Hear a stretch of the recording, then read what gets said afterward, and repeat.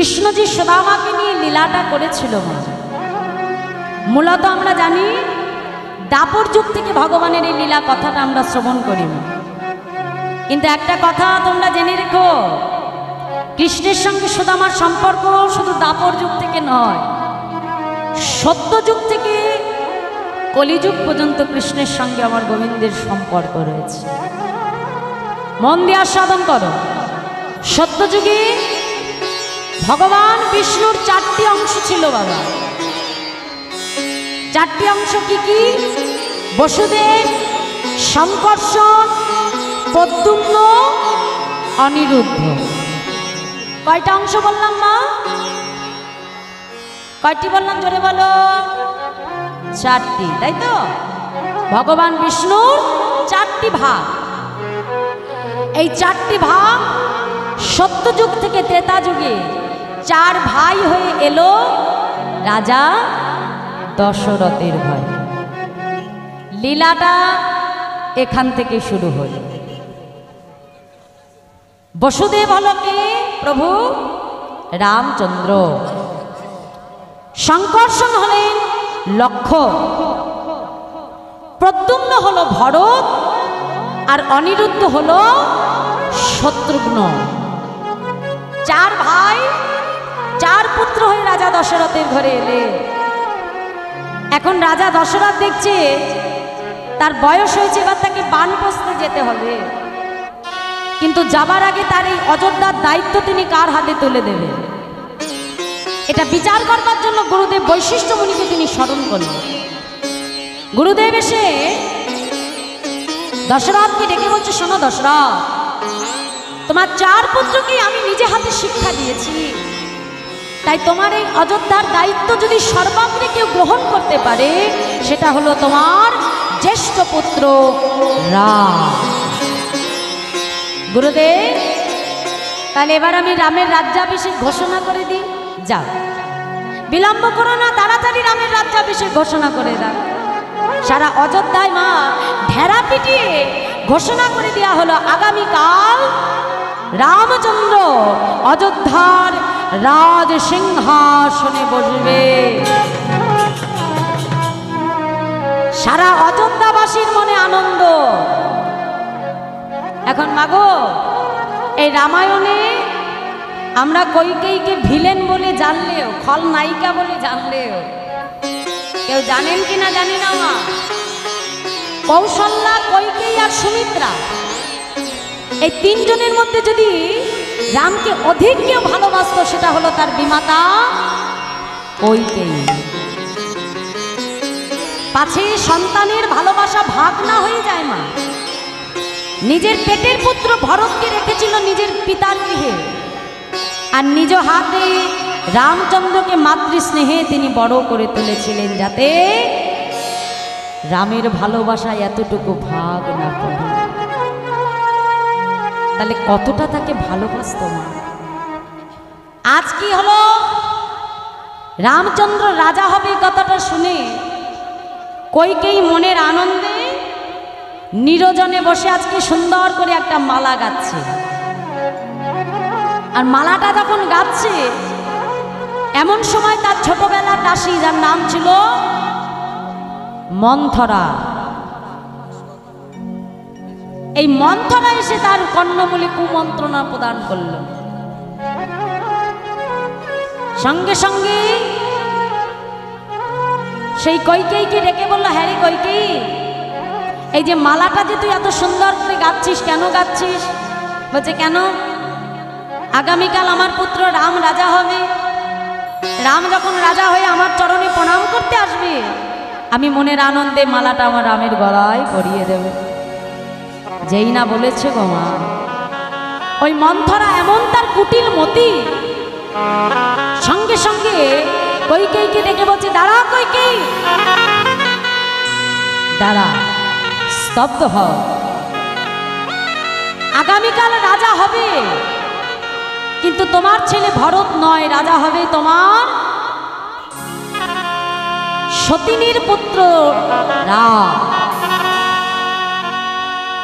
আর ওই রাম যদি রাজ সিংহাসনে বসে কইকেয়ী, শুনে রাখো, কৌশল্যা হবে রাজমাতা আর তুমি হবে ভিখারিণী। কইকেয়ী, আমি তোমার ছোটবেলার দাসী। তোমার পিতা মোটা টাকা মাইনা দিয়ে আমাকে তোমার দাসী করে রেখেছে। আমি দাসী, দাসী প্রীতি করা আমার কাজ। কিন্তু কইকেয়ী, তুমি কোনো দাসীর কন্যা নাও কইকেয়ী। তুমি কেকই রাজার কন্যা কইকেয়ী। রাজার কন্যা হয়ে সতীনের পায়ে তেল মাখাতে তোমার ভালো লাগবে তো কইকেয়ী? যদি ওই কৌশল্যা রাজমাতা হয়ে তোকে আদেশ করে, হ্যারে কইকেয়ী আমার পায়ে একটু তেল মাখিয়ে দিয়ে যাবো, ভালো লাগবে সতীনের পায়ে তেল মালিশ করে দিতে? যেই না বলেছে মা, যেই রাম তার এত প্রাণের অধিক প্রিয় ছিল, এক মুহূর্তে সেই রাম হয়ে গেল তার জীবনের চরম শত্রু। গোসা ঘরে ছুটে গিয়ে সঙ্গে সঙ্গে দরজা জানলা বন্ধ করে সমস্ত আলো নিভিয়ে দিল। রাজা দশরথ দেখছে আমার দুই রানীর ঘরে আলো জ্বলছে, কিন্তু আমার কইকেয়ীর ঘরে আলো বন্ধ কেন? কি হয়েছে আমার কইকেয়ী? ছুটতে ছুটতে এসে করাঘাত করে রাখছে, কইকেয়ী, কইকেয়ী কি হয়েছে তোমার? তুমি কেন এমন ভাবে ঘরের সমস্ত আলো বন্ধ করে বসে আছো? কইকেয়ী, কালকে তোমার প্রাণের অধিক প্রিয় পুত্র রাম রাজা হবে। এগো কইকেয়ী, তুমি সুখী হও নাই? মহারাজ, তুমি আমাকে সুখী দেখতে চাও মহারাজ? নিশ্চয় নিশ্চয়ই আমি তোমাকে সুখী দেখতে চাই। কইকেয়ী, বলো তোমার কি হয়েছে? মহারাজ, সুখী যদি আমাকে দেখতে চাও মহারাজ, আজ তোমার কাছ থেকে আমি দুটো বর চাইব মহারাজ। কথা দাও যে বর দুটো আমি তোমার কাছে চাইবো, আমাকে বর দুটো তুমি দান করবে। সঙ্গে সঙ্গে রাজা দশরথ বলছে, কেন কইকেয়ী? আজ আমার মনে বড় আনন্দ কইকেয়ী, কাল আমার প্রাণের পুত্র রাম রাজা হয়। কইকেয়ী, আজ আমার কাছে যে যা চাইবে আমি তাকে তাই দেবো। বলো না, বলো না তুমি কি চাও? মহারাজ, আগে আমার কাছে একটি সত্য অঙ্গীকার করুন। বলুন, আমি যা চাইবো আপনি আমাকে তাই দেবেন? দেবেন? দেবেন। কইকেয়ী, रघुकुल रीति सदा चली आई, प्राण चली जाई तब बचन न जाई। বলো কইকেয়ী, এই জীবনে আমার প্রাণ থাকতে বচন থেকে আমি কখনো সরব না। বলো তুমি কি চাও? বেশ, তবে শুনুন মহারাজ, আমার প্রথম বরে হলো আগামীকাল রাজা হবে, তবে আপনার জ্যেষ্ঠ পুত্র রাম নয়, রাজা হবে আমার পুত্র ভরত। কইকেয়ী, দাঁড়ান মহারাজ, এখনো দ্বিতীয় বরটি আমার চাওয়া হয়নি মহারাজ। আমার দ্বিতীয় বরে আগামীকাল সূর্যাস্তের পূর্বে 14 বছরের জন্য আপনার রামকে বনবাসে চলে যেতে হবে। কইকেয়ী,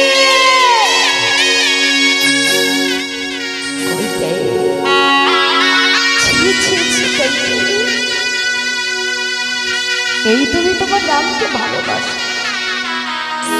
আরে কইকেয়ী, ভরত আমার পুত্র, রামও আমার পুত্র। ভরত যদি সিংহাসনে বসে আমার মনে এতটুকু দুঃখ হবে, কিন্তু কইকেয়ী, একজন মায়ের কাছ থেকে তার সন্তানকে তুমি দূরে সরিয়ে দিও না। তাছাড়া এই জগতে যখন কোনো সন্তান বড় হয়ে যায়, পিতামাতা তার মনের ইচ্ছাটা জোর করে সন্তানের উপর চাপিয়ে দিতে পারে না। কইকেয়ী, আগে আমাকে রামের অনুমতি নিতে হবে। রাজা দশরথ তার প্রাণের পুত্র রামকে ডাকছে, রাম, রাম, পিতা আমাকে ডেকেছেন পিতা? রাম, তোমার বিমাতা আমার কাছ থেকে দুটো বর চেয়েছে রাম, আমি অজান্তে বর দুটো তাকে দিয়ে দিয়েছি। রাম, আজ আমি যে বড় ধর্ম সংকটে পড়েছি বাবা, আজ এই ধর্ম সংকট থেকে একমাত্র তুমি আমাকে উদ্ধার করতে পারো না। তোমার মাতা আমার কাছ থেকে দুটো বর চেয়েছে, আগামীকাল রাজা হবে, কিন্তু তুমি নও, তোমার ভাই বড় পিতা। আজ তো আমার বড় আনন্দ, আমার ভাই রাজা হবে, এর থেকে আনন্দ তার কিছু নাই। আচ্ছা বেশ, দ্বিতীয়বারে কিছু তুই শোনরা, আগামীকাল সূর্যাস্তের পূর্বে তোমাকে 14 বছরের জন্য বনবাসে যেতে হবে। প্রভু রামচন্দ্র ছুটে গিয়ে পিতার চরণটাকে জড়িয়ে ধরেছে। পিতা, এই দেহটা কার জন্য? আপনার জন্য। আপনি যদি চান তবে দেহটা সিংহাসনে বসবে, আপনি যদি না চান তবে দেহটা কখনোই সিংহাসনে বসবে। আমি কথা দিলাম, আজ তো আমার জীবনে সব থেকে বড় মঙ্গল হয়ে গেল পিতা। একদিকে ভাইকে আমার রাজ্য দান, আর একদিকে বনে গিয়ে যোগীমুনি ঋষির সঙ্গ করা, আর একদিকে মাতৃ আজ্ঞা পালন। পিতা, এ জগতে আমার থেকে ভাগ্যবান কজন আর হয় বলতে পারে? এ জগতে আমার মতো ভাগ্যবান কজন হয় আপনি বলতে পারেন? পিতা, আপনি কোনো চিন্তা করবেন না, কাল সূর্যাস্তের পূর্বে আমি বনবাসের উদ্দেশ্যে গমন করব। বাবা, প্রভাত হতে না হতেই যখন প্রভু রামচন্দ্র বনবাসের উদ্দেশ্যে গমন করছে, ভাই লক্ষণ ছুটে এসে রামের চরণটাকে জড়িয়ে ধরেছে। দাদা, মাতা কৌশল্যা সর্বদা আমাকে শিক্ষা দিয়েছে, লক্ষ্য, আমার রাম যদি দেহ হয়, আমার লক্ষণ হলো সেই দেহের ছায়া। দাদা, এই দেহ থেকে কখনো ছায়াকে তুমি আলাদা করে দিও না। কথা দাও, আমাকে তুমি সঙ্গে করে বনবাসে নিয়ে যাবে। দাদা, আমাকে তুমি রেখে দিও না। দাদা, তুমি বনবাসে থাকবে, আর আমি এই স্বর্ণ রাজপ্রাসাদে আমি কিছুতেই থাকতে পারবো না। দাদা, আমাকে সঙ্গে করে নিয়ে যাবে। সীতা দেবী ছুটে এসে স্বামীর চরণ জড়িয়ে ধরেছে। স্বামী, আজ আমার স্বামী বনবাসে থাকবে, আর আমি স্বর্ণ পালঙ্ক উপরে শয়ন করব, এমন শিক্ষা আমার পিতামাতা কখনো আমাকে দেয়। স্বামী গো, কৃপা করে তোমার সঙ্গে আমাকে নিয়ে চলো। লক্ষণকে সঙ্গে লয়ে, সীতাকে সঙ্গে লয়ে 14 বছরের জন্য রামচন্দ্র বনবাসে গমন করলেন। বাবা, ভরত তখন বাড়িতে ছিল না, মামার বাড়ি ছিল। মা, দাদা রাজা হবে শুনতে পেয়ে ছুটে এসেছে। দাদা রাজা হবে সকালবেলা। ভরত মামা বাড়ি থেকে ফিরে এসেছে, কিন্তু এসে দেখলো কি, যে অযোধ্যার মানুষের মনে এত আনন্দ ছিল, সেই অযোধ্যাটা যেন পুরো শ্মশান হয়ে গেছে। অযোধ্যাবাসীকে ডেকে বলছে, অযোধ্যাবাসী, তোমাদের এমন দশা কে করলো? অযোধ্যাবাসী ভরতকে ডেকে বলল, ভরত, এই অযোধ্যার এমন দশা কে করেছে এটা যদি জানতে হয় তবে তোমার মাকে যে তুমি জিজ্ঞাসা করো। তোমার ওই এক মা হতে সারা অযোধ্যাবাসীর সর্বনাশ হয়ে গেল। ভরত ছুটে এসে বলছে, মা, আমার সোনার অযোধ্যার এমন দশা কে করেছে? কোথায় আমার দাদা, আমাকে বলো মা। শোনো ভরত, তোমার দাদাকে 14 বছরের জন্য আমি বনবাসে পাঠিয়ে দিয়েছি, আর আজ এই সিংহাসনে তোমার দাদা নয়, সিংহাসনে বসবে আমার পুত্র তুমি। ভরত, ছি ছি ছি ছি মা, আজ তোমার মতো একজন মা আছে, এই কথাটা ভেবে লজ্জায় আমার মাথাটা নিচু হয়ে যাচ্ছে। মা, আজ তুমি ভাবলে কি করে আমার দাদাকে আমি সিংহাসন থেকে সরিয়ে আমি নিজে সিংহাসনে বসবো? মা, জগতে পিতামাতা যদি কখনো কোনো অন্যায় করে, সন্তানকে তার প্রায়শ্চিত্ত করতে হয়।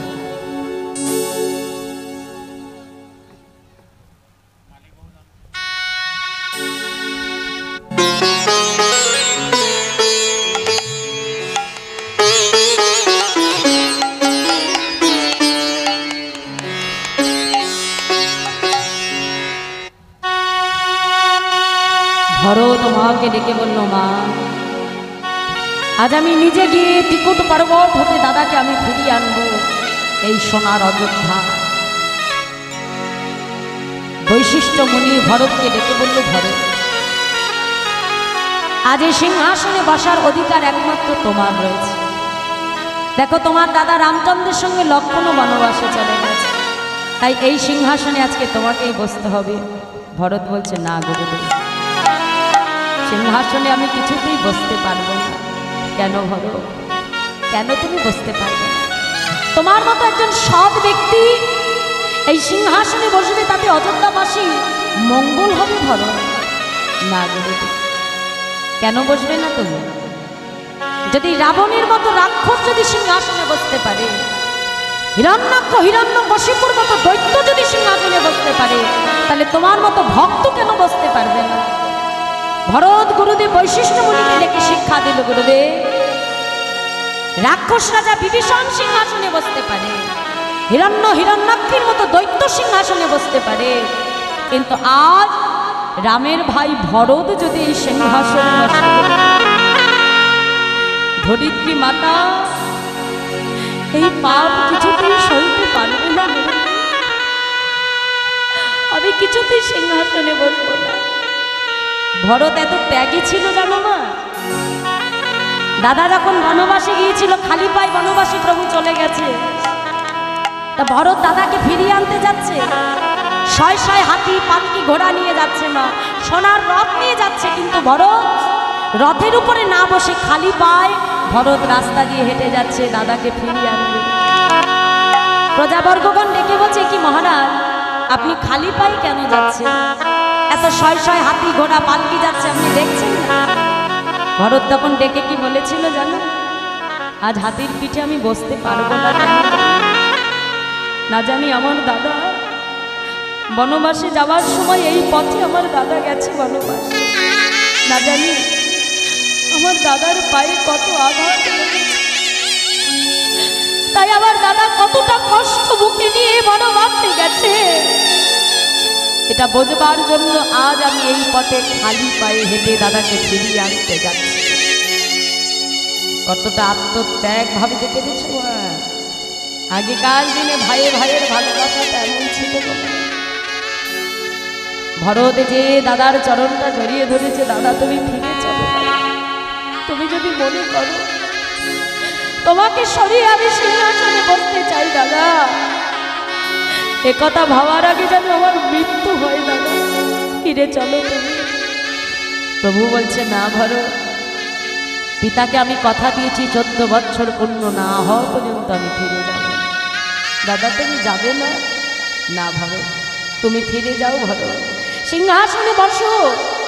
অযোধ্যার একজন তোমার মতো রাজার খুব প্রয়োজন দাদা, তুমি যদি ফিরেই না যাও দাদা, তবে তোমার চরণের ওই খড়ম দুখানি তুমি আমার মস্তকে তুলে দাও। 14 বছর তোমার চরণের খড়মটাকে আমি সিংহাসনে বসিয়ে আমি নিজে মাটিতে বসে 14 বছর তোমার রাজত্ব আমি পরিচালনা করব। কথা দাও, 14 বছর পূর্ণ হতে না হতেই তুমি অযোধ্যায় ফিরে যাবে। মাগো, রামচন্দ্র বনবাসে থেকে জানা কষ্ট পেয়েছিল মা, ভরত কিন্তু নিজের বাড়িতে থেকে তার থেকে অধিক অধিক গুণ বেশি কষ্ট নিজে সহ্য করে মায়ের অপরাধের প্রায়শ্চিত্ত করবে। 14 বছর পর যখন প্রভু বনবাস থেকে ফিরে এলো, সবার মনে বড় আনন্দ, যে যা চাইছে তাকে তাই দিচ্ছে। ভরত একটা কোণে চুপটি করে দাঁড়িয়ে আছে। প্রভু রামচন্দ্র ভরতের কাছে যে বলছে, ভরত দেখো সবাই আমার কাছ থেকে কিছু না কিছু চাইছে, আমার মনে বড় বাসনা, আমি তোমায় কিছু দিতে চাই, বলো তুমি আমার কাছে কি চাও দাদা? আহা, ভক্তি কাকে বলে না? দাদার চরণটাকে জড়িয়ে ধরেছে। দাদা কথা দাও, আজ তোমার ভরত তোমার কাছে যা চাইবে তুমি তাকে তাই কথা দেবে। বলো ভরত, তুমি কি চাও? শোনো দাদা, যেদিন ত্রিকুট পর্বতে আমি তোমাকে ফিরিয়ে আনতে গিয়েছিলাম দাদা, সেদিন আমি তোমার ভাই বলে তুমি আমাকে খুব সহজে ফিরিয়ে দিয়েছিলে দাদা। কিন্তু ওই বনবাসে যে কোথায় রাক্ষসের রাজা বিভীষণ সে তোমার বন্ধু হয়েছিল, কোথায় গুহকের রাজা চণ্ডাল তাকে তুমি তোমার বন্ধু করেছিলে দাদা, কোথায় বানরের রাজা সুগ্রীব তাকে তোমার বন্ধু করেছিলে। বন্ধু বলে তুমি তাদেরকে কাছে টেনে নিয়েছিলে, কিন্তু দাদা গো, আমি তোমার ভাই বলে সেদিন আমাকে ফিরিয়ে দিয়েছিলে দাদা। কথা দাও, আগামী জন্ম বলে যদি কিছু হয়ে থাকে দাদা, তবে দাদা গো, তুমি আমায় বন্ধু করে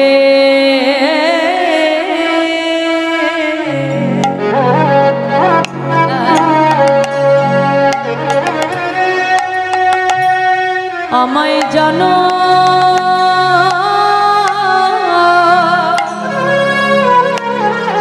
জন্ম দিবে।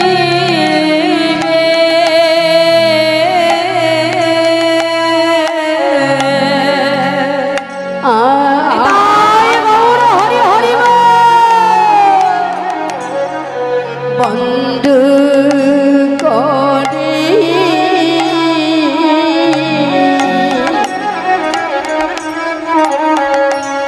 ডানা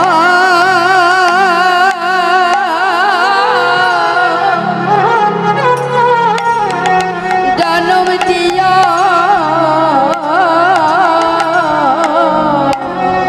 যেন তোমার চরণ সেবা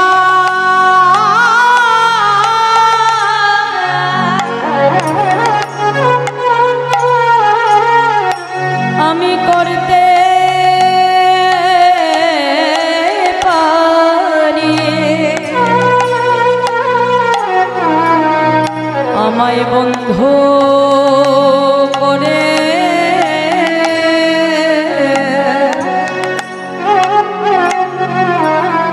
তুমি জানো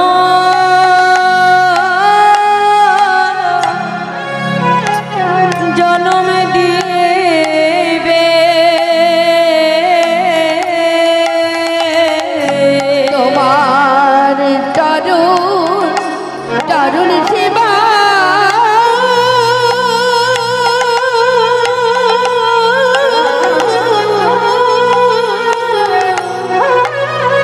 হরি বল হরি বল। করিতে পারি। আমায় বন্ধু করে জনম দিও। নিতাই গৌর হরি হরি বল। করিতে পারি দাদা আর কিছু চাই না আমি। তোমার তরুণ সেবা করিতে পারি। আমায় বন্ধু করে জনম দিও। আর কিছু চাই না আমি। আমায় বন্ধু করে জনম দিও। বলি তোমার কাছে এই বিনয় শুধু এ জন্মে নয় জন্মে জন্মে। নিতাই গৌর হরি হরি জন্মে জন্মে। আর কিছু চাই না শুধুই জন্মে নয় জন্মে জন্মে আর কিছু চাই না আমি। আমায় বন্ধু করে জনম দিয়া। প্রভু রামচন্দ্র ভরতকে ডেকে বলল, ভরত বেশ, তোমার মনোবাঞ্ছা আমি পূর্ণ করবো, তবে এ যুগে সেটা সম্ভব নয়। আগত দাপর যুগে বৃন্দাবনে যেদিন আমি কৃষ্ণচন্দ্র হয়ে লীলা করব, সেই দিন তুমি হবে আমার পরম বন্ধু সুদামা। আর ওই কৃষ্ণ সুদামা রূপে জগতে এমন লীলা আমরা করব যে বন্ধুত্বের ইতিহাসে স্বর্ণাক্ষরে কৃষ্ণ সুদামার নাম সারা যুগ যুগ ধরে লেখা হয়ে থাকবে। নিতাই গৌর হরি বল হরি। তাই সেই ত্রেতা যুগের ভরত এই দাপর যুগে হলো কে মা? গোবিন্দের পরম বন্ধু সুদামা। আর সেই বৃন্দাবনের গোবিন্দ সেই ত্রেতা যুগের প্রভু রামচন্দ্র বৃন্দাবনে হলে আমার প্রাণ গোবিন্দ।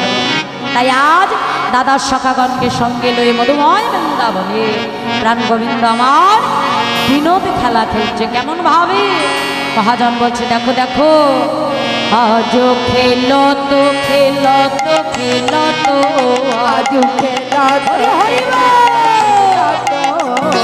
খেলো তো খেলো তো খেলো তো আজ খেলো তো খেলো তো খেলো তো খেলো তোরা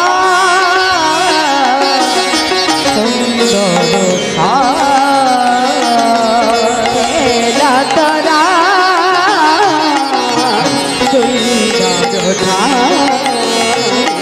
আজ খেলো তোরা সুন্দর খেলা তোরা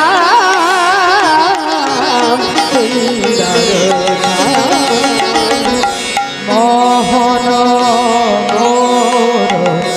মধুর ওরে মোরনি মধুর মোহন মধুর আর মোহন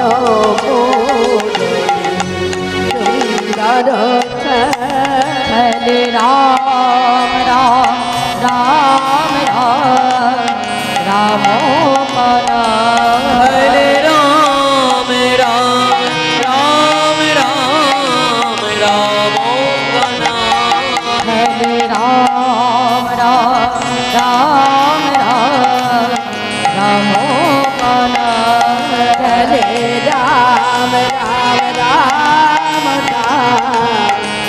রাম কানাই প্রিয় সীতা সুদাম মিলে রাম রাম মনি প্রিয় সীতা সুদাম মিলে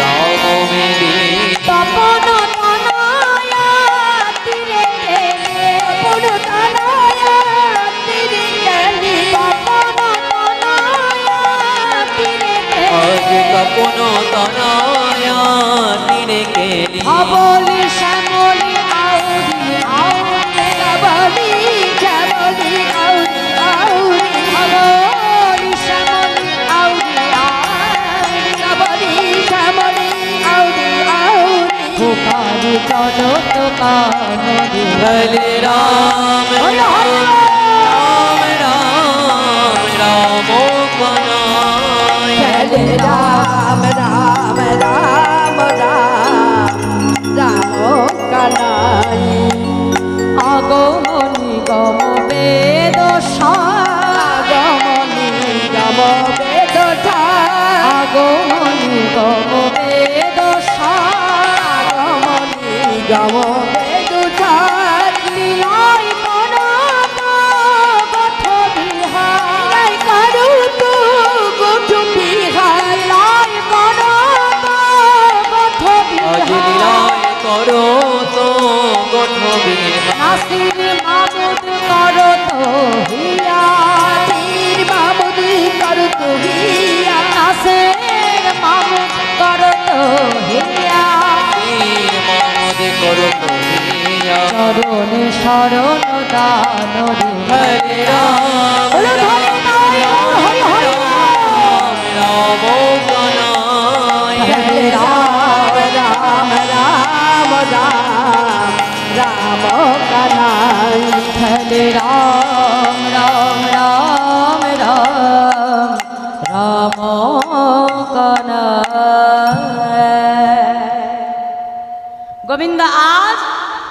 দ্বাদশ শাখাগণকে সঙ্গে নিয়ে বিনোদে খেলায় গোবিন্দ মত্ত হলে।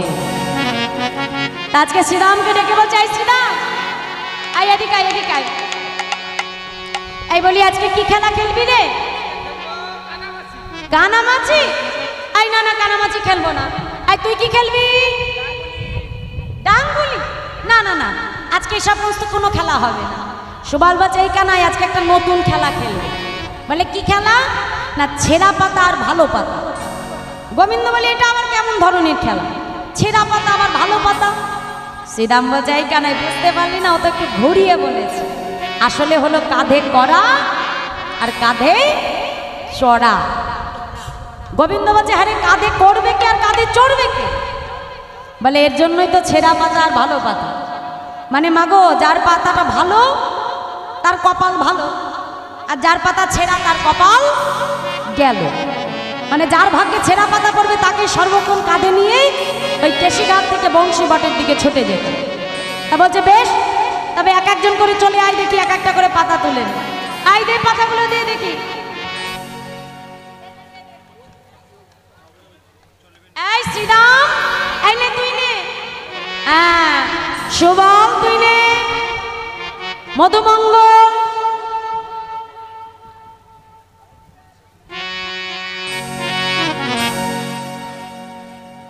আমায়রা। এবার সবাই এক একটা করে পাতা তুলে নিয়েছে। হ্যাঁ, তা গোবিন্দ এবার সবার পাতা তদারকি করছে। এবার যাই সুবল, এই সুবল এদিকে আয়, এদিকে আয়। এই তোর পাতা কেমন পড়েছে দেখা দেখি। ও বাবা, খুব সুন্দর পাতা। এই শ্রীরাম তোরটা দেখা। এই মধুমঙ্গল তুই দেখা দেখি। তোরও ভালো, কচি পাতা। বাহ, এখন সবাই এসে বলছে, এই কৃষ্ণ তুই সবার পাতা তদারকি করছিস, তোর পাতাটা দেখা। সুবলকে ডেকে বলছে, এই সুবল, আমার পাতা কখনো খারাপ হতে পারে? শোন, আমি হলাম নন্দ মহারাজের ছেলে, বুঝেছিস? নবলক্ষ ধেনু আমার পাতা খারাপ হবে কখনো? হ্যাঁ, আমার পাতা সবার থেকে ভালো হবে, দেখবি। এই দেখ, যেই না দেখেছে গোবিন্দের পাতাটা ছেঁড়া মা, সবাই চিৎকার করছে, এই কানাই চোর, কানাই চোর। গোবিন্দ বলছে, এই সুবল, আরে কাঁধে চড়তে হয়, কাঁধে চড়। আমাকে চোর বলছিস কেন? ঘরে যখন মনি চুরি করি আমি একা খাই, তোরা খাইস না? হ্যাঁ, কাঁধে চড়তে হলে কাঁধে চড়বি, আমাকে চোর বলছিস কেন? আচ্ছা বেশ, আমি চোর হয়েছি তো, কে আমার কাঁধে চড়বি? আগে এগিয়ে আয়।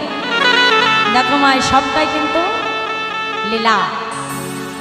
ভগবান কি জানে না বিশ্ব ব্রহ্মাণ্ড যার নখ দর্পণ, সে জানে না যে কোন পাতা ভালো আর কোন পাতা খারাপ? বারবার গোবিন্দ জানা সত্ত্বেও বেছে বেছে ওই খারাপ পাতাটাই গোবিন্দ নিজে তোলে না। কেন জানো মা? এই জগতে ভক্ত ভগবানকে সেবা করে জানা সুখ পায়, ভগবান ভক্তকে সেবা করে আগে দ্বিগুণ সুখ পায়। ভগবান জানতে চায় এই জগতে আমার ভক্ত আমাকে ভালোবেসে কেন তারা ব্যাকুল হয়ে হওয়া কৃষ্ণ কৃষ্ণ বলে কাঁদে। আমি ভগবান হয়ে সেটা বুঝতে পারলাম, তাই আমাকে আমার ভগবত্তা জ্ঞানকে শূন্য করে আমাকে ভক্ত চরণকে সেবা করতে হবে। এই জন্যই ভগবান বারে বারে ছেঁড়া পাতা দেয়, গোবিন্দ তুলে নেয়। সুদামাকে ডেকে বলল, সুদামা বেশ, তবে আজকে সবার আগে আমার কাঁধে তুই চড়বি, ঠিক আছে? সুদামা এসে গোবিন্দের কাঁধের উপরে চড়ে বসলো। বাবা, এখন সুদামাকে নিয়ে গোবিন্দ এবার ছুটে যাচ্ছে কোথায়? কেশিঘাট হতে বংশী বটের উদ্দেশ্যে। গোবিন্দ আমার সুদামাকে কাঁধের উপর বসিয়ে কেশিঘাট থেকে বংশী বটের উদ্দেশ্যে গোবিন্দ ছুটে যাচ্ছে। কেমন ভাবে? মহাজন বলছে, দেখো দেখো, সুদামারে লইয়া কৃষ্ণ চলিতে লাগিল,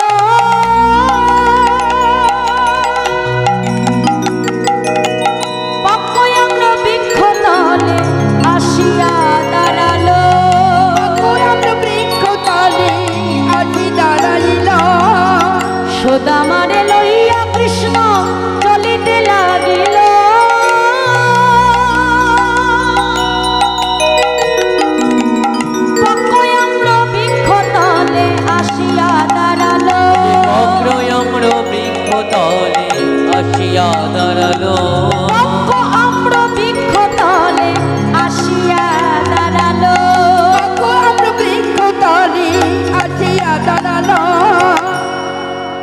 সুদামাকে কাঁধে চড়িয়ে গোবিন্দ যখন ছুটে যাচ্ছে, এখন সুদামা কোথায় বসেছিল? গোবিন্দের কাঁধের উপরে বসেছিল। এখন এই যেতে যেতে হঠাৎ করে সুদামা কাঁধে চেপে দেখতে পাচ্ছে যে একটা গাছে খুব সুন্দর পাকা পাকা আম ধরে আছে। এখন সুদামা তো উপরে বসে আছে মা গোবিন্দের কাঁধের উপরে, দূর থেকে আমটা লক্ষ্য করে সঙ্গে সঙ্গে কানাইকে ডেকে বলছে, কানাই একটু আস্তে চল কানাই। কেন জানিস?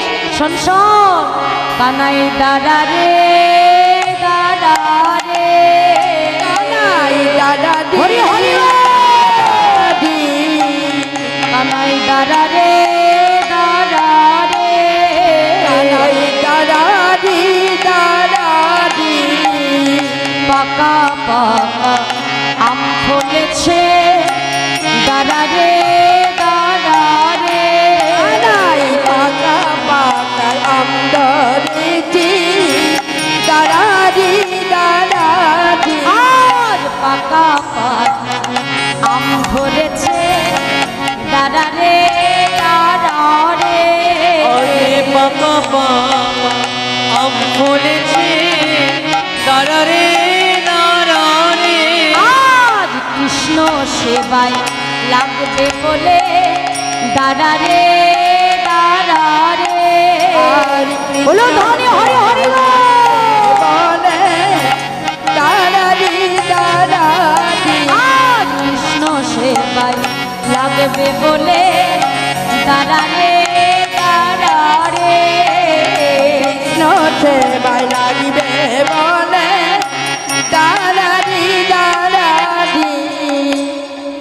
এখন গাছের কাছে যেই না এসেছে কৃষ্ণ সুদামাকে নিয়ে, সুদামা কি করলো জানো মা? গাছ থেকে একটা বেশ পাকা আম দেখে গাছ থেকে পেরেছে, পেরে নিয়ে যখন আমটা ছাড়িয়েছে, এখন ছাড়িয়ে চিন্তা করছে না এই আমটা তো আগে কৃষ্ণর মুখে দেওয়া যাবে না। কেন? নাই বৃন্দাবনের সবাই ভালো, ব্রজবাসী ভালো, আমরা ভালো, কিন্তু আমাদের রাজা তো ভালো নয়। কংস রাজা যে বড় দুষ্ট রাজা, আমাদের কৃষ্ণকে হত্যা করবে বলে কত অগাসুর কত বগাসুর পোতানুসুরকে পাঠিয়েছিল কৃষ্ণকে বধ করবার জন্য। তাই ওই কংস রাজার প্রতি আমার কোনো ভরসা নাই। কে জানে এই আমের মধ্যে হয়তো বিষ মিশিয়ে দেখতে পারে কানাইকে হত্যা করবে বলে। তাই এই আম তো আগে কানাইয়ের বদনে কিছুতেই দেওয়া যাবে না, এই আম আগে আমি নিজের সেবা করব। গোবিন্দের প্রতি সখাদের কত অনুরাগ দেখো মা। এমনি এমনি তো ভগবানের ভক্ত হওয়া যায় না গো মা। ভক্ত বললেই আমি ভক্ত হয়ে যাব না গো মা। সদা মা মনে মনে চিন্তা করল, কানাই এ জগতে যদি আমার কিছু হয়ে যায়, যদি এই আম খেয়ে যদি আমার কিছু হয় কানাই, আমি সেটা সহ্য করে নেব কানাই, কিন্তু তোর যদি কিছু হয় আমি তো সইতে পারবো না রে কানাই। কানাই যদি কংস রাজা আমের মধ্যে বিষ মিশিয়ে রাখে, সেই বিষ খেয়ে আমার ক্ষতি হোক কেন কানাই? তুই কতবার মৃত্যুর মুখ থেকে আমাদেরকে ফিরিয়ে এনেছিস কানাই। আমাদের কিছু হলে তুই আমাদেরকে ফিরিয়ে আনতে পারবি, কিন্তু তোর কিছু হলে যে আমরা তোকে আর ফেরাতে পারবো না কানাই। তাই এই আম আমি কিছুতেই আমি তোকে আগে দিতে পারবো না। এই আম আগে আমি সেবা করব, যদি কোনো ক্ষতি হয় তবে আমার হোক, কিন্তু আমার কানাই তো ভালো থাকবে। কত ভালোবাসা কত প্রেম চিন্তা করো মা। গাছ থেকে আমটা পেরে নিয়ে আমের একটা পাশে কামড় বসিয়েছে। এখন এক পাশে কামড় দিয়ে চিন্তা করছে এই পাশে কামড় দিয়েছি, যদি অপর পাশে বিষ মিশিয়ে রাখে কি করা যায়? পুরো আমটাকে কি করলো? জিহ্বা দ্বারা লেহন করে দিল, মানে জিভ দিয়ে চেটে চেটে দেখছে যে আমি কোথাও কোনো বিষ আছে কিনা। এখন যেই দেখল না আমি কোনো বিষ নেই, এবার ওই এটো আমটা নিয়ে সঙ্গে সঙ্গে ভগবানের সম্মুখে ধরেছে। কানাই এবার তুই খা কানাই, আমি নিজে খেয়ে দেখেছি কানাই, এতে কোনো বিষ নাই। খেয়ে দেখ কানাই, কত সুস্বাদু আম। কিন্তু কানাই আজ এই আমটা আমি তোর হাতে তুলে দিলাম বলে আমটা পেয়ে যেন সব আমটুকু তুই খেয়ে ফেলিস না রে কানাই, একটু আধটু আমার জন্য রেখে দিস। গোবিন্দ বলছে কেন অশ্বত্থামা, আম যদি খেতে হয় গাছে তো অনেক আম আছে, তুমি সেখান থেকে পেরে খাও, আমার মুখের আম কেন চাইছো তুমি? গোবিন্দ বলছে কেন চাইছি জানো? গোবিন্দের কথা শুনে সুদামা ছুটে গিয়ে কানাইকে ডেকে বলছে, ও কানাই, তোর মুখের প্রসাদী আমটা কেন চাইছি কানাই জানিস? শোন কানাই রে, কি বলছে? ওরে কানাই, বলছে তোর এঠো বড় মিঠো লাগে। হাই রে কানাই, কানাই বৃন্দাবনের আম সে তো স্বভাবতই মিষ্টি রে কানাই, কিন্তু এই আমটা আর গাছের আমের মধ্যে যে অনেক পার্থক্য রয়েছে রে কানাই। ডেকে বলছ কানাই শোন শোন, তোর এঠো বড় মিঠো লাগে ভাই রে কানা,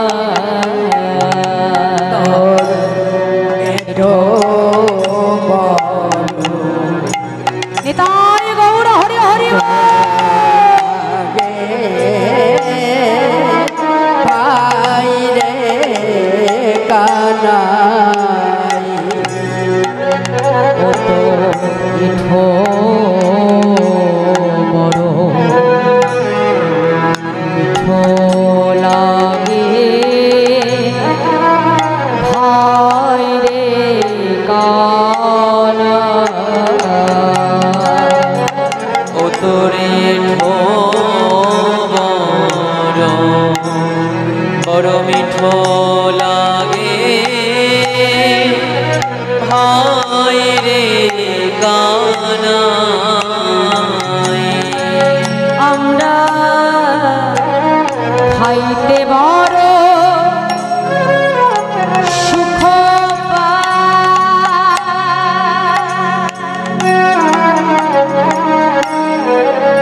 খাইতে বড় সুখ পাই, কানা, তাই তো তো এঠো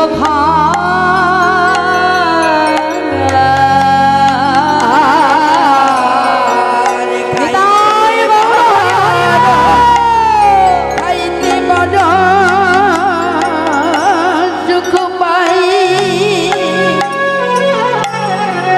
কানাই তাইতে তো তোরে তো খাই, আবার খেতে খেতে মুখ হতে, আবার খেতে খেতে মুখ হতে আমার দিতে হলো ও তোরে বড় মিঠো লাগে ভাই রে কানা। গোবিন্দ বলছে এই যে সুদামা, গাছে তো আরো অনেক আম ধরে আছে, যদি বলো যে আমার এটো খেতে তুমি ভালোবাসো তাহলে কিন্তু অন্য কথা, আর যদি বলো না আম ভালোবাসো তাহলে গাছে আম আছে সেগুলো পেরে খাও, আর যদি বলো না আমার এটো খেতে তুমি ভালোবাসো তাহলে এমনি এমনি আমার মুখের এটো আমি তোমাকে দেব না, তার জন্য এর বিনিময়ে তোমাকে আমার কিছু দিতে হবে। সুদামা সঙ্গে সঙ্গে কি করলো বাবা, ঘর থেকে আসবার সময় মা একটা রত্ন মালা সুদামার গলায় পরিয়ে দিয়েছিল, তাড়াতাড়ি কি করলো মালাটা খুলে নিয়ে সুদামা হাতে নিয়ে সঙ্গে সঙ্গে গোবিন্দের গলায় পরিয়ে দিয়ে বলছে কানাই রে, বলি এই উপহার না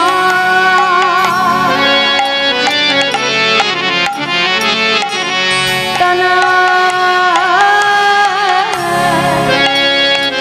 খাইয়া আমার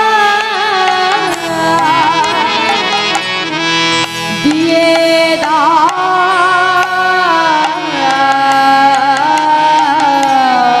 এই উপহার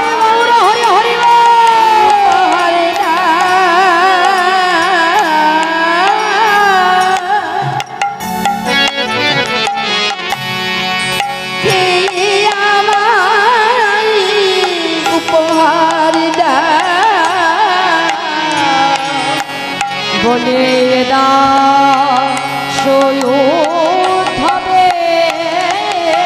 মোরা দাসোদ্ধবে বলে দাসোদ্ধবে মোরা দাসে উঠাবে মোরা মোরা কিছু দিতে চাই তোরে বড় মিঠো লাগে আইরে কানাই। গোবিন্দ এইভাবে সুদামাকে নিয়ে শাকাগণকে নিয়ে বৃন্দাবনে লীলা করেছিলেন 11 বছর 10 মাস 26 দিন, অর্থাৎ 12 বছরের মতো বাবা। কিন্তু এই সুখের দিন তার কপালে বেশি দিন স্থায়ী হলো না। ওদিকে কংস মহারাজ অক্কুরকে পাঠিয়ে ষড়যন্ত্র করে কৃষ্ণকে নিয়ে গেল কোথায়? বৃন্দাবন থেকে মথুরার উদ্দেশ্যে। কংস মনে মনে পরিকল্পনা করলো কৃষ্ণকে এনে সে হত্যা করবে। তাই অক্কুরকে পাঠিয়ে দিল সেই মথুরা থেকে বৃন্দাবনে রথ নিয়ে। অক্কুরকে শিখিয়ে দিল, অক্কুর তুমি যে নন্দ মহারাজকে বলবে যে তাদের মহারাজ কংস বৃন্দাবনে এক বিশাল যজ্ঞের আয়োজন করেছে, সারা বৃন্দাবনবাসীকে সে আমন্ত্রণ জানিয়েছে তার এই যজ্ঞে আসবার জন্য। কিন্তু শুনে রাখো অক্কুর, বৃন্দাবন থেকে সবাইকে তুমি মথুরায় আনবে। কৃষ্ণের দাদা সখা তার পিতা নন্দ মহারাজ ব্রজবাসী সবাইকে আনবে, কিন্তু কোনো নারীকে যেন তুমি এই মথুরায় আনবে না। কারণ কৃষ্ণ যখন মারা যাবে, কৃষ্ণ মারা যাবার পর তারা কান্নাকাটি করবে, আমার দেখতে ভালো লাগবে না। ভেবে দেখেছো মা? বলছে কোনো নারীকে আনবে না, তারা যেন বুঝতে পারে যে আমি যজ্ঞ করছি বলে তাদেরকে আমন্ত্রণ জানিয়েছি, কিন্তু আমার ভেতরে যে কি উদ্দেশ্য সেটা যেন তারা বুঝতে না পারে। কংস ষড়যন্ত্র করে অক্কুরকে পাঠিয়ে দিল বৃন্দাবনে কৃষ্ণকে আনবার জন্য।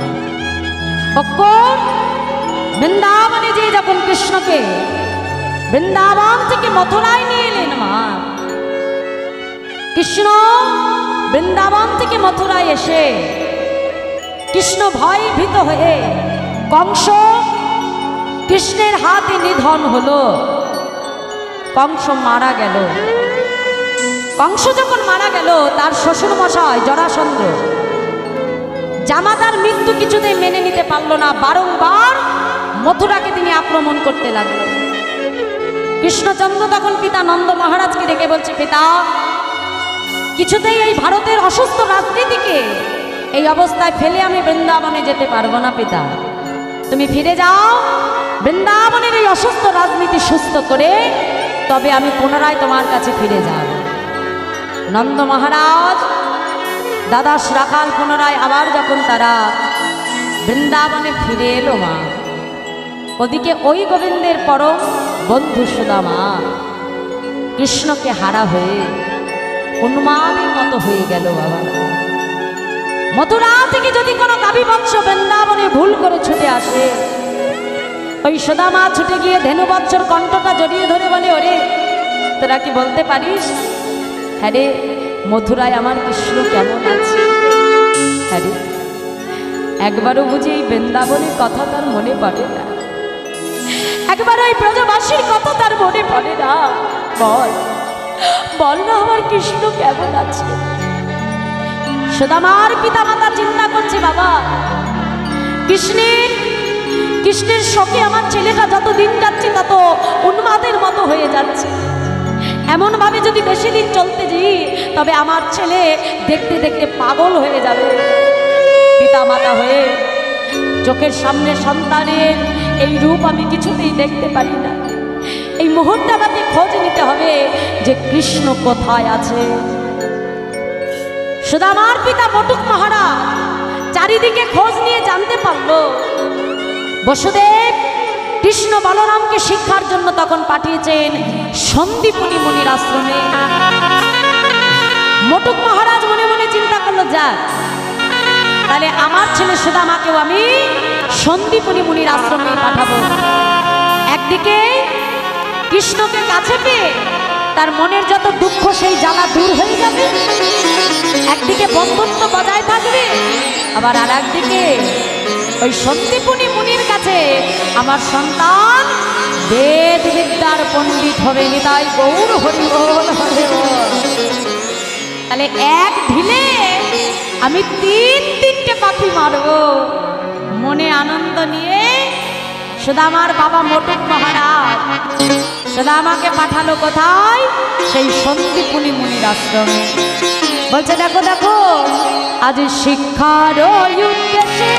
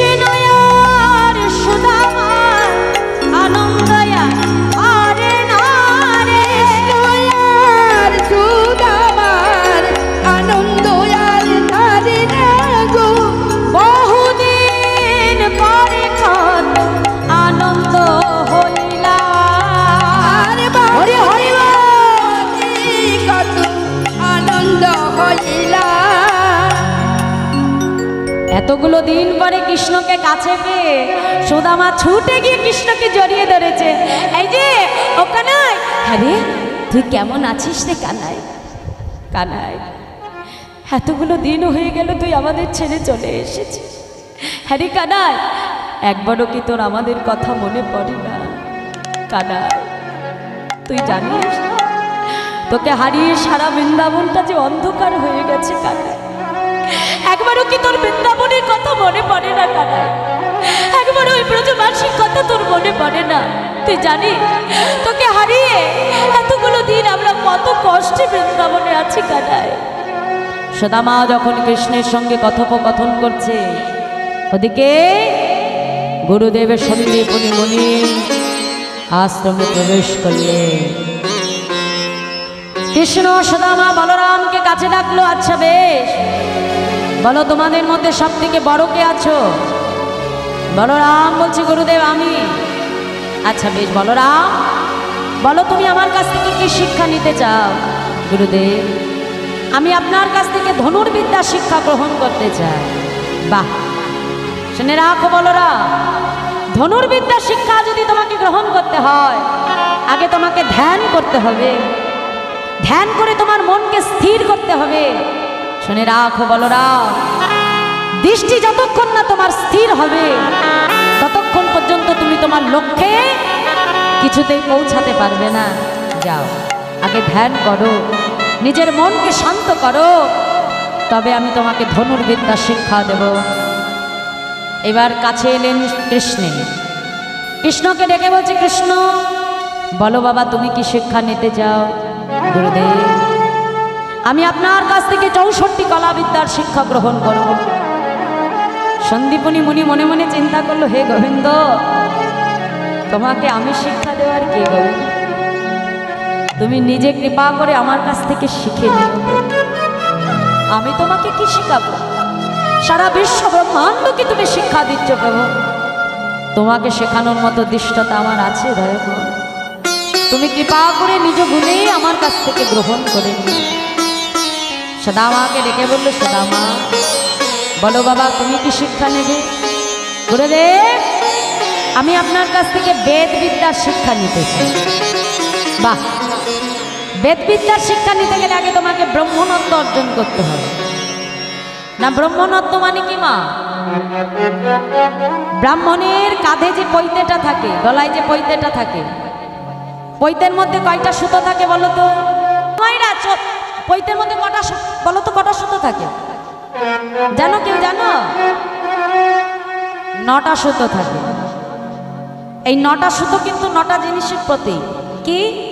সম, দম, তপ, শৌচ, ক্ষান্তি, আর্যমেব চ জ্ঞানম বিজ্ঞানম আস্তিক্যম। সম মানে নিষ্ঠা, দম মানে ইন্দ্রিয় সংযম, ইন্দ্রিয়কে দমন করবার ক্ষমতা, তপ মানে তপস্যা, শৌচ মানে পবিত্রতা, ক্ষান্তি মানে ক্ষমা করা, আর্যমেব চ মানে সরলতা, জ্ঞানম মানে বিশেষ জ্ঞান, পড়াশোনা করা, বেদ বিদ্যা, পাণ্ডিত্য, বিজ্ঞানম মানে বিশেষ জ্ঞান, আস্তিকম মানে ঈশ্বরের প্রতি অগাধ বিশ্বাস। এই 9টি গুণ যার মধ্যে থাকবে তাকেই কিন্তু ব্রাহ্মণ আমরা বলবো। এখনকার দিনে পৈতে ধরলেই ব্রাহ্মণ হওয়া যাবে না, কারণ আমরা খুব ভালো করে জানি বাবা, এখনকার দিনে আমাদের ব্রাহ্মণদের মধ্যে 9টা গুণ আছে। কারোর মধ্যে আছে বাবা? হ্যাঁ, আমাদের কারোর মধ্যে গুণ নাই। তাহলে ব্রাহ্মণ তাকেই বলবো যার মধ্যে 9টি গুণ থাকবে, ব্রহ্মণত্ব যার মধ্যে থাকবে। শোনা মা, তাই যাও, আগে তুমি ব্রহ্মণত্ব অর্জন করো, তবে আমি তোমাকে বেদ বিদ্যা শিক্ষা দেব।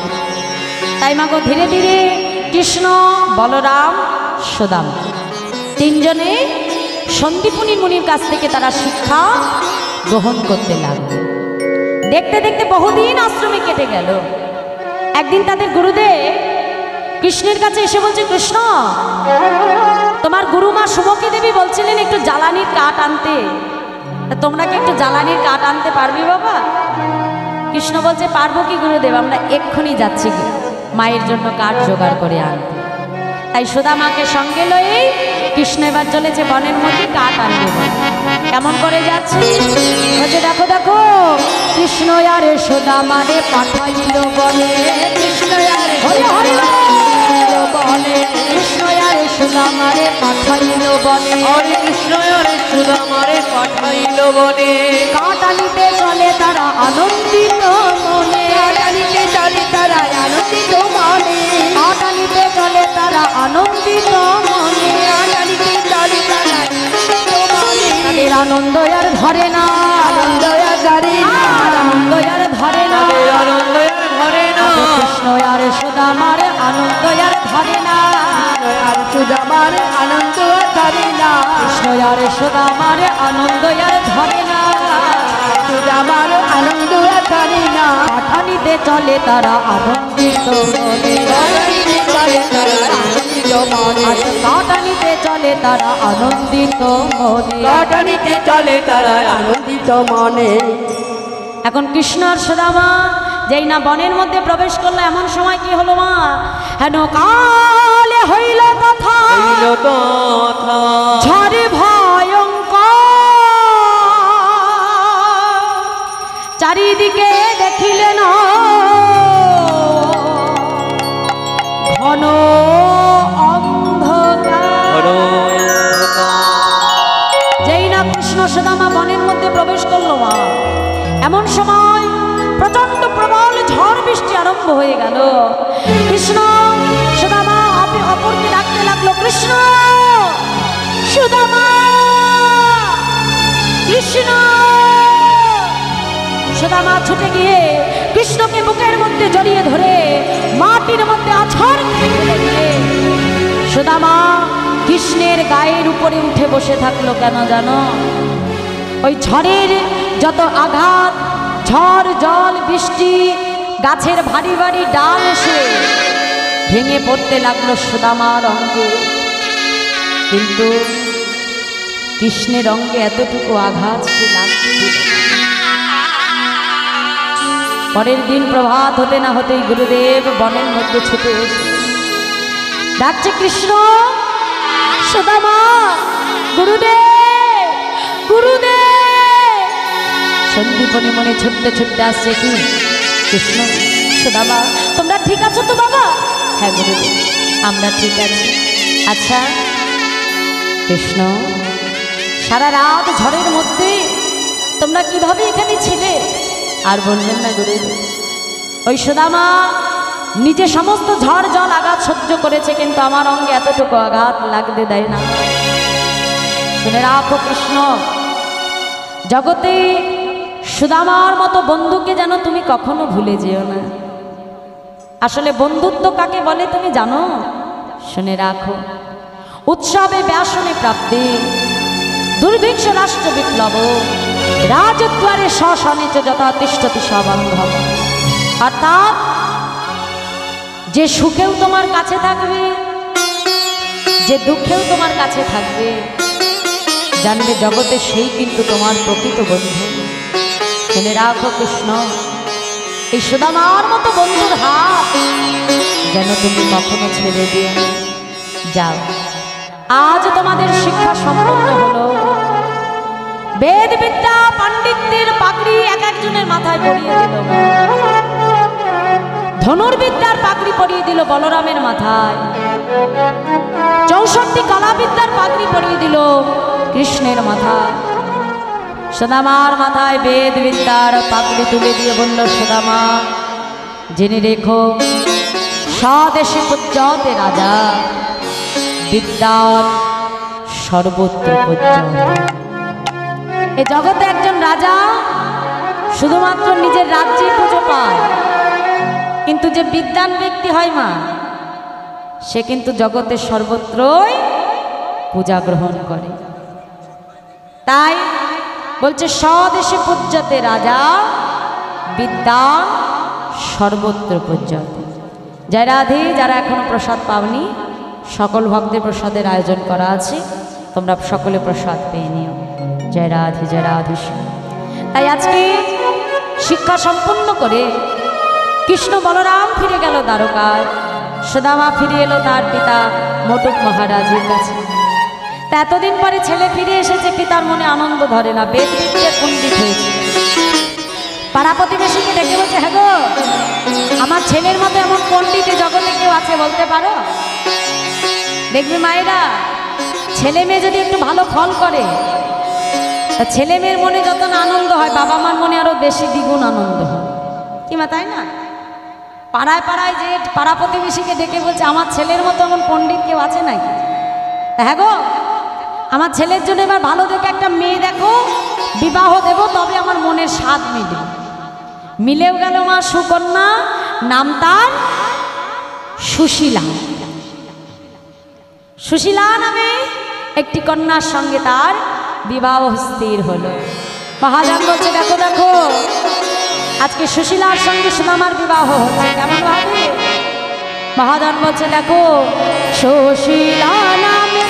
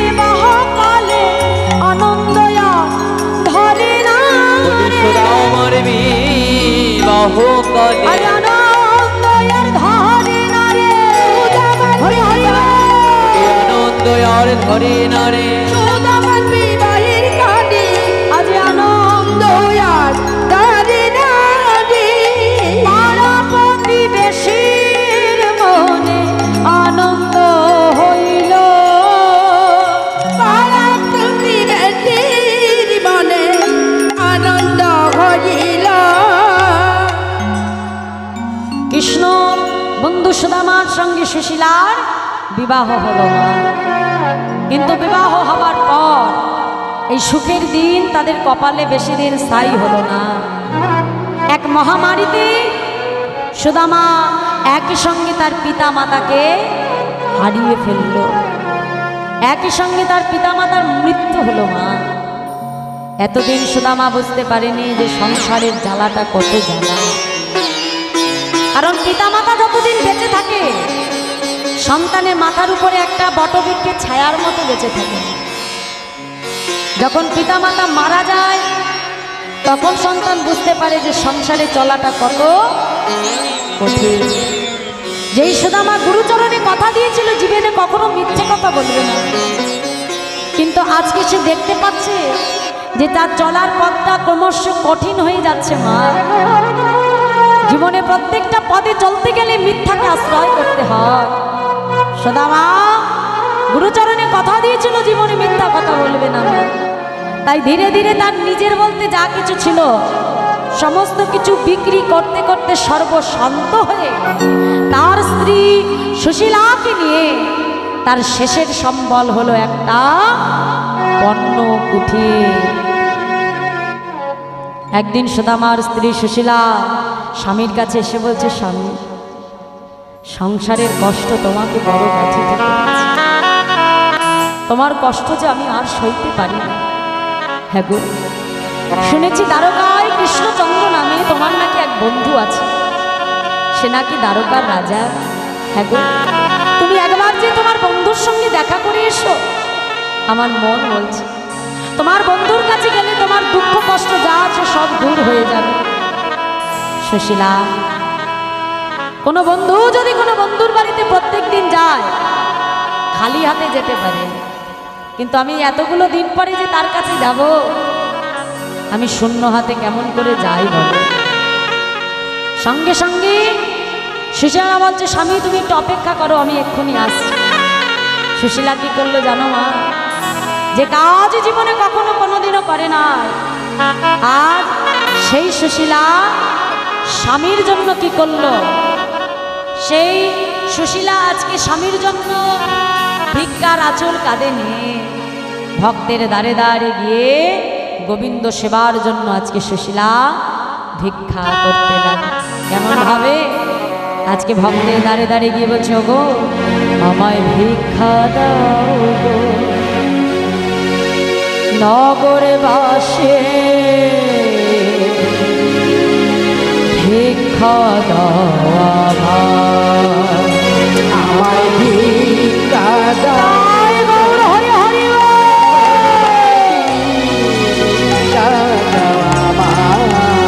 আমায় ভিক্ষা দাও গো, নগরবাসী ভিক্ষা দাও আমায় ভিক্ষা দাও গো, নগরবাসী ভিক্ষা দাও আমায়। ওগো তোমাদের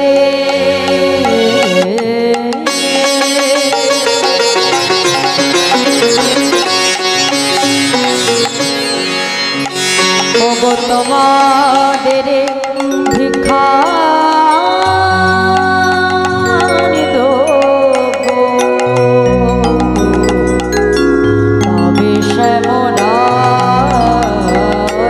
ভিক্ষা দাও আমায়, আমায় ভিক্ষা দাও, ভিক্ষা দাও আমায়। আমায় ভিক্ষা দাও গো, নগরবাসী ভিক্ষা দাও আমায়।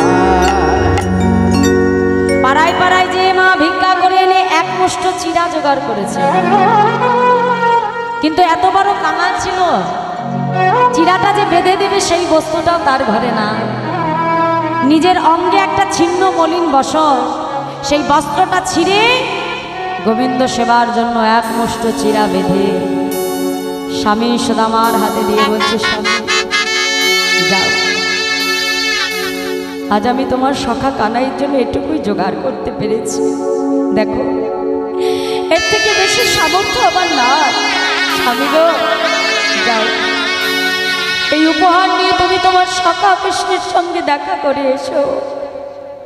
চিরার পুটলিটা হাতে নিয়ে সুদামা যখন কৃষ্ণের সঙ্গে দেখা করতে যাচ্ছে, মা মনে মনে চিন্তা করছি, কানা, এ জগতে কত ভক্ত তোকে কত কিছু সেবা দেয়, আমি তোর এমন কাবাল ভক্ত, আজ তোর জন্য সামান্য এক মুষ্ট চিরা আমি নিয়ে যাচ্ছি। কানা, কানা, হ্যাঁ রে, আমার ভিক্ষা করা এই চিরা তুই কি গ্রহণ করবি রে? কানা বল, তোকে কত যোগী মুনি ঋষি যুগে যুগে তপস্যা করে বসে থাকে, একটা বার তোকে সেবা করাবে বলে। কানা,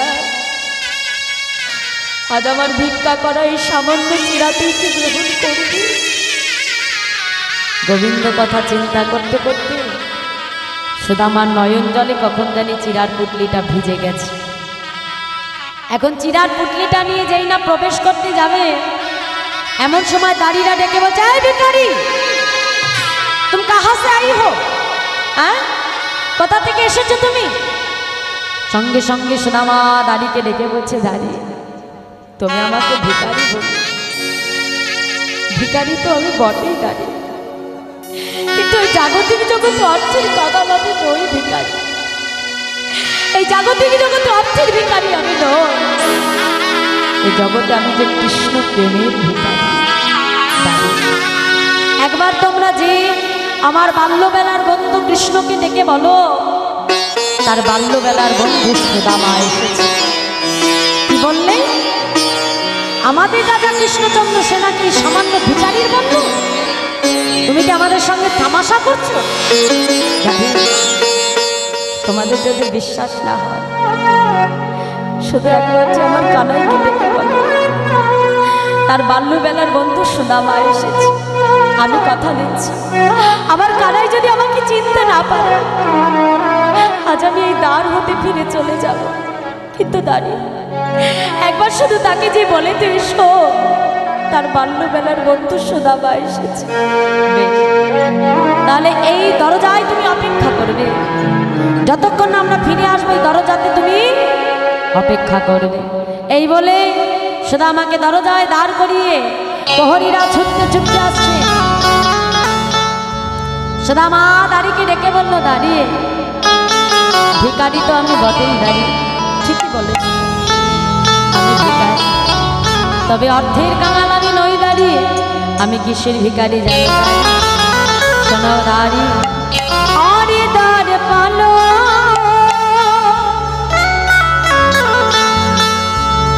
উস কन्हैया से कह दो,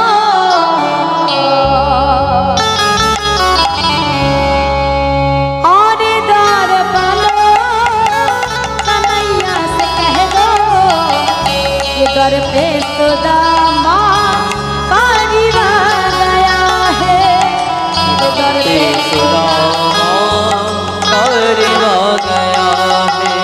आरे द्वार पालो, कन्हैया से कह दो, और द्वार वालों कन्हैया से कह दो, ये दर पे सुदामा कारीवा गया है, दर पे सुदामा कारीवा गया है।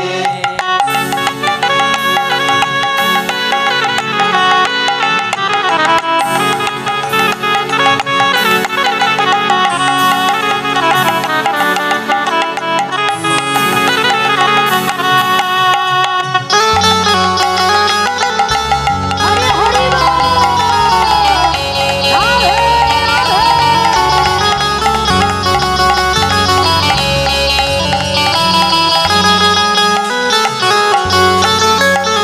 भटकते भटकते भटकते भटकते न जाने कहाँ से, भटकते भटकते न जाने कहाँ से, भटकते भटकते न जाने कहाँ से, तुम्हारा महल का कारीवा गया है, तुम्हारे महल का कारीवा गया है। और दौर पालो कन्हैया से कह दो, और द्वार वालों कन्हैया से कह दो, कि दर पे सुदामा कारीवा गया है, कि दर पे सुदामा कारीवा गया।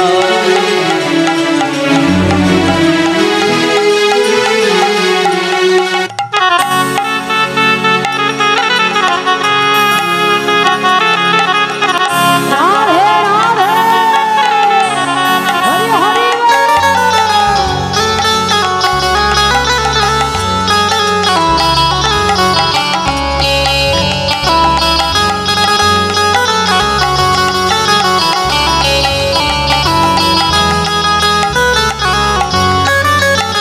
न सर पे है पगड़ी न तन पे है जामा, नटर में ही पगड़ी नटर पे पजामा, न सर पे है पगड़ी न तन पे है जामा, नटर में है पगड़ी नटन में पजामा, बता दे कन्हैया को नाम है सुदामा, बता दे कन्हैया को नाम है सुदामा, बता दे कन्हैया को नाम है सुदामा, बता दे कन्हैया को नाम है सुदामा। और दौर पालो कन्हैया से कह दो, और द्वार वालों कन्हैया से कह दो, कि दर पे सुदामा कारीवा गया है, कि दर पे सुदामा कारीवा गया है, के दर पे सुदामा कारीवा गया है, के दर पे सुदामा कारीवा गया है। প্রহরীরা ছুটতে ছুটতে ভগবান কৃষ্ণচন্দ্রের সম্মুখে এসে দাঁড়িয়ে রাখছে, মহারাজ মহারাজ। বাইরে কোথা থেকে একজন ভিখারি এসে বলে সে কিনা আপনার বাল্যবেলার বন্ধু। কি নাম বলেছে তার? কি যেন নামটা বললো? ও মনে পড়েছে মহারাজ, তার নাম হলো সুদামা। যেই না গোবিন্দ আমার সুদামার নামটি শুনতে পেল, মা রত্ন সিংহাসন ছেড়ে ছুটতে ছুটতে আমার গোবিন্দ আসছে, সুদামা কৃষ্ণ। যেই না গোবিন্দ আমার ছুটে গিয়ে সুদামাকে আলিঙ্গন করল। এতগুলো দিন পরে কৃষ্ণ সুদামাকে কাছে পেয়ে মনের আনন্দে সুদামাকে এনে রত্ন সিংহাসনের উপরে বসিয়ে নিজ হাতে ভক্ত চরণকে ধৌত করে নিজ হাতে সুদামাকে সেবা করালো মা। কিন্তু ওই যে সুদামা চিরার পুটলিটা এনেছিল, ভগবানের ওই ঐশ্বর্য লক্ষ্য করে চিরের পুটলিটা আর দিতে পারল না। চিরের পুটলিটা নিয়ে নিজের বগলের মধ্যে সুন্দর করে আড়ালে লুকিয়ে রেখে দিয়েছে। এখন গোবিন্দ তো চতুরেশ্বর এসে বলছে, হ্যাঁ গো সুদামা, এতগুলো দিন পরে যে আমার কাছে তুমি এলে, আমার জন্য কি উপহার এনেছো? সুদামা মনে মনে চিন্তা করলো, রে কানাই, জীবনে কখনো কোনোদিনও আমি মিথ্যে বলিনি, আজ আমাকে বলতে হবে কানাই। আজ কিছুতেই এই শুকনো চিড়ে আমি তোকে দিতে পারবো না রে কানাই। ভগবান সুদামার অন্তরের কথা বুঝতে পেরে মনে মনে বলছে, বেশ ঠিক আছে। আচ্ছা সুদামা, তুমি না হয় আমার জন্য উপহার আনতে ভুলে গেছো। হ্যাঁ গো, তা এতগুলো দিন পরে যে আমাদের দুজনের দেখা হলো, তা সত্ত্বেও দুই বন্ধুকে একটু ভালো করে জড়িয়ে ধরে আলিঙ্গন করে নি। এখন আলিঙ্গন করতে গেলে কি করতে হবে? এইভাবে আলিঙ্গন করতে পারবে? কি করতে হবে? হ্যাঁ, বাহুটা প্রসার করতে হবে। আর সুদামা তো সহজ সরল ব্রাহ্মণ, তার মনে তো অত চতুরালি নেই। যেই বলেছে আলিঙ্গন করবো, সঙ্গে সঙ্গে কি করেছে, বাহু দুটো প্রসার করে দেয়। আর যেই বাহুটা বাড়িয়েছে অমনি চিরের পুটলিটা পড়বি না পার গড়িয়ে যে একেবারে ভগবানের সম্মান। ভগবান তাড়াতাড়ি পুটলিটা তুলে নিয়ে যেই না খুলেছে, দেখলো তার মধ্যে একমুষ্ট চিরা। যেই না চিরের উপরে হাত দিয়েছে, দেখছে চিড়েগুলো ভেজা। দেখো এই চিড়ে দিতে ভক্ত আজকে লজ্জা পাচ্ছিল না। ভগবান আজকে চিড়ের মজ্জাটা কোথায় পেল? ডেকে বলছে, জানিস তো সুদামা, ওই যেদিন থেকে আমি সিংহাসনে বসেছি আমি রাজা হয়েছি, সবাই আমাকে ক্ষীর দেয়, নবনী দেয়, রাজভোগ দেয়। ওই এক খাবার খেতে খেতে আমার আর ভালো লাগে। আরে সুদামা, তুই কি করে বুঝলি আজ আমার মুখের স্বাদ পরিবর্তন করবি বলে ভালোবেসে আমার জন্য চিড়ে এনেছিস? ওমা সুদামা, পাছে আমার খেতে কষ্ট হবে, চিড়েগুলোকে আবার ভিজিয়ে এনেছি।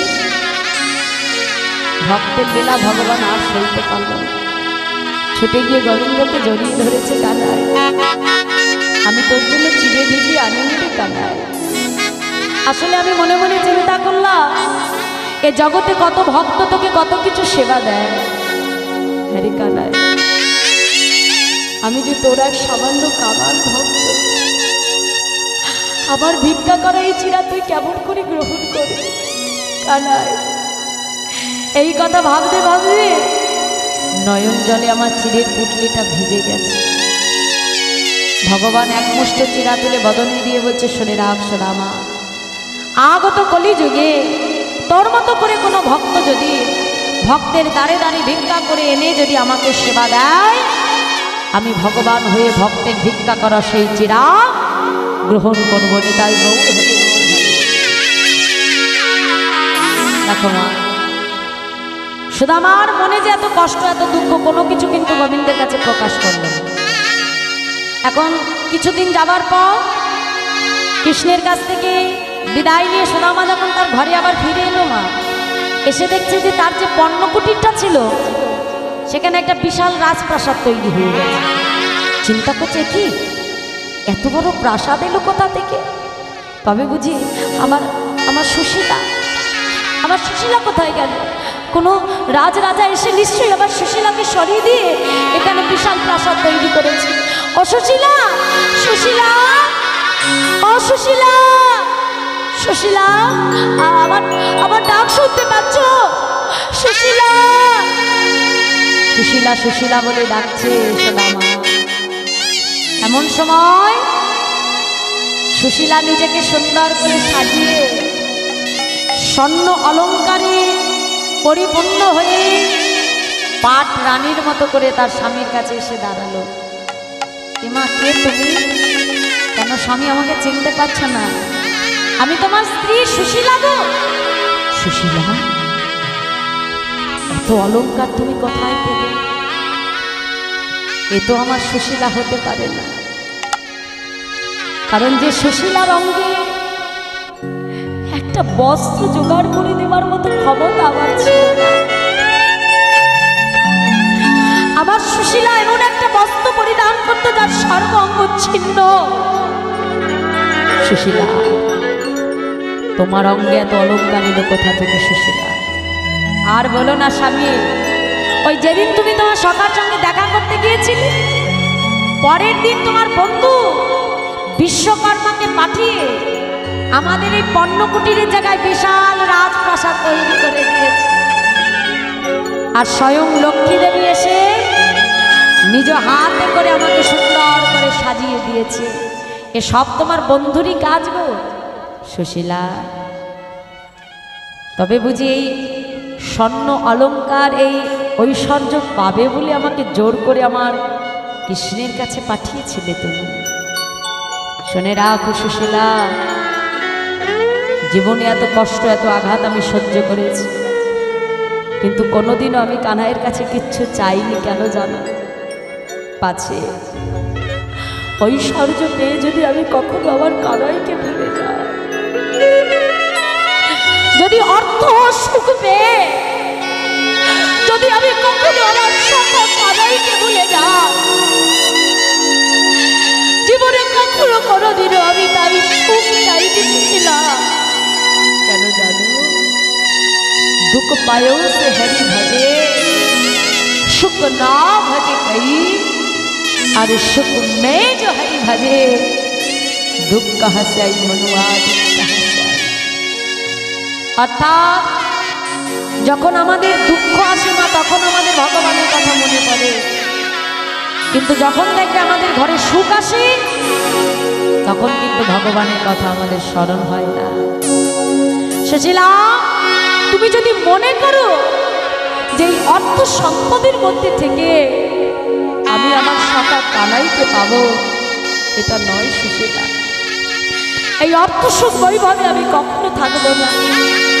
তুমি যদি সম্পদ চাও তবে তুমি এখানে থাকতে পারো, আমি থাকতে পারবো না। স্ত্রীকে রেখে দিয়ে যখন সুদামা চলে যাচ্ছে, সুশীলা এসে স্বামীর চরণ জড়িয়ে ধরেছে। স্বামী, এ জগতে একজন রমণীর প্রকৃত সুখ হলো তার স্বামীর চরণ। তাই যেখানে তুমি থাকবে না সেখানে আমিও থাকতে পারবো না। তাই সর্ব অলঙ্কার পরিত্যাগ করে, রাজ ঐশ্বর্য পরিত্যাগ করে স্বামীকে সঙ্গে নিয়ে যখন সুশীলা এবং সুদামা যখন চলে যাচ্ছে, বাবা গোবিন্দ আমার পেছন থেকে এসে ডাক দিয়ে বলল, দাঁড়াও সুদামা। কে বলল? ঐশ্বর্যে থেকে ভগবান পাওয়া যায় না, ঐশ্বর্যে থাকলেও ভগবান পাওয়া যায়। কি করে পাওয়া যায়? এই যে নিজের বাড়িটা যখন 4-5 তলা তৈরি করবে, নিজের বাড়িটা তৈরির সঙ্গে সঙ্গে ভগবানের জন্য একটা পাশে সুন্দর করে মন্দির তৈরি করে রাখতে হবে। নিজের জন্য যখন দামি দামি অলঙ্কার তৈরি করবে, ভগবানের জন্য তৈরি করতে হবে। নিজের জন্য দামি দামি শাড়ি কিনবে, ভগবানের জন্য পোশাক কিনবে। দেখো, এই জগতে যে বস্তু ভগবানকে নিবেদন করে গ্রহণ করবে তার মধ্যে জানবে না কখনো কোনো অহংকার আসে না। আর যে বস্তু তুমি ভগবানকে না দিয়ে ভোগ করতে যাবে তখনই কিন্তু তার মধ্যে অহংকার প্রবেশ করবে। আর অহংকার যখন প্রবেশ করবে তখন কিন্তু সেখানে ভগবান আর থাকবে। দেখো, আজ এই গৃহমাঝে এত সুন্দর বৃন্দা দেবীর এই তুলসী মন্দির তারা প্রতিষ্ঠা করেছে। তাহলে দেখো মায়েরা, ঘর শুধু তৈরি করলেই তো হবে না, ঘরটাকে মন্দির তৈরি করতে হবে। একটা ঘর মন্দির তখনই তৈরি হয় যখন ঘরে তোমাদের মতো সাধুগুরু বৈষ্ণবের চরণ ধুলি করে, যখন সাধুগুরু বৈষ্ণবের সেবা হয়, যখন সাধুগুরু বৈষ্ণবের আগমন হয়। আজ এই গৃহের যিনি ভক্ত বাবা আছেন, আজ এই গৃহমাঝে তিনি সকল ভক্তের সেবার আয়োজন করেছেন, প্রসাদের আয়োজন করেছেন, হরিনামামৃত সুধা দান করছে, গোবিন্দ সেবার আয়োজন করেছে, ভগবানের সেবা, ভক্ত সেবা। তোমরা দুহাত ভরে তাকে আশীর্বাদ করবে, কৃপা করবে, যেন এমনভাবেই ভক্ত এবং ভগবানকে যেন এমনভাবেই তারা সেবা করে যেতে পারে। নিতাই গৌর হরি বল, হরি বল, হরি বল। তাই আজ গোবিন্দের ইচ্ছা সেই সুদামা আর সুশীলা সেই দাপর যুগে তারা সেই প্রাসাদের থেকেও ভগবানকে প্রাপ্তি, আর এই বৃন্দাবন থেকে সেই সুদামা কলিযুগে হলে আমার মহাপ্রভুর পরম ভক্ত, যার নাম হলো সুন্দরানন্দ পণ্ডিত। তাহলে সত্যযুগে যিনি ছিলেন প্রদ্যুম্ন, ত্রেতা যুগে তিনি হলেন ভরত, দাপর যুগে তিনি হলেন সুদামা, আর কলিযুগে তিনি হলেন মহাপ্রভুর পরম বন্ধু, যার নাম সুন্দরানন্দ পণ্ডিত। তাহলে মায়েরা, গোবিন্দের সঙ্গে কৃষ্ণের সম্পর্ক, এই কৃষ্ণ সুদামার সম্পর্ক 4 যুগেই আমরা বর্ণন করলাম। তাই আসুন, এই কলিযুগে সেই বৃন্দাবনের সুদামা হলো সুন্দরানন্দ পণ্ডিত। তাই এই সুন্দরানন্দ পণ্ডিতের সঙ্গে আমার ভগবানের মিলনে দিয়ে আজকের মতো আমরা জয় রাধে। তাই মহাজন বলছে, দেখো দেখো সুন্দরানন্দ পণ্ডিত বন্দি বড় আসে, দাদা পণ্ডিত বন্দি বড় আসে, সুন্দর নন্দ বন্দি বড় আছে সুন্দরানন্দ পণ্ডিত বন্দি বড় আছে ফুটিল কদম্ব পুষ্প জামিরের গাছে ফুটিল কদম্ব পুষ্প জামিনের গাছে। এই সুন্দরানন্দ পণ্ডিত তিনি মহাপ্রভুর এত বড় ভক্ত ছিল। একদিন তার মনে সাত জেগেছিল মহাপ্রভুকে কদম ফুল দিয়ে পুজো করে। তা কদম ফুল কোন সময় ফোটে মা? বর্ষাকালে, কি তাই তো? কিন্তু সময়টা তখন কদম ফুলের ছিল না, কিন্তু ইচ্ছে হয়েছে ফুল দিয়ে পুজো দেবে। ভক্তের কত বড় লীলা দেখো। সেই দিন গোবিন্দের ইচ্ছায় আর ভক্তের ইচ্ছায় সেদিন জামির গাছ অর্থাৎ জাম গাছে কদম ফুল ফুটেছে। আর ভক্ত সেই জাম গাছের কদম ফুল দ্বারাই ভগবানের সেবা করেছিল। তাই বলছে দেখো দেখো সুন্দর হরি সুন্দরানন্দ পণ্ডিত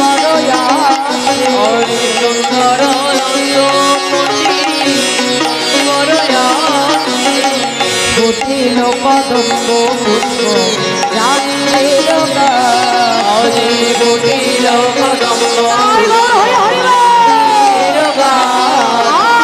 ফুটিল কদম্ব পুষ্প জামিরের গাছে ফুটিল পুষ্প জামিনের গাছে। তাই এই কলিযুগে সেই সুদামা হলো এই কলিযুগে আমার মহাপ্রভুরই পরম বন্ধু, যার নাম সুন্দরানন্দ পণ্ডিত। তাই সেই সত্যযুগ থেকে কলিযুগ পর্যন্ত কৃষ্ণের সঙ্গে সুদামার এমনভাবেই বন্ধুত্ব বজায় ছিল। তাই আসো ভক্ত ভগবানকে মিলনে রেখে আজকের মতো আমরা লীলা বিশ্রাম রাখবো। জয় রাধে জয় রাধে।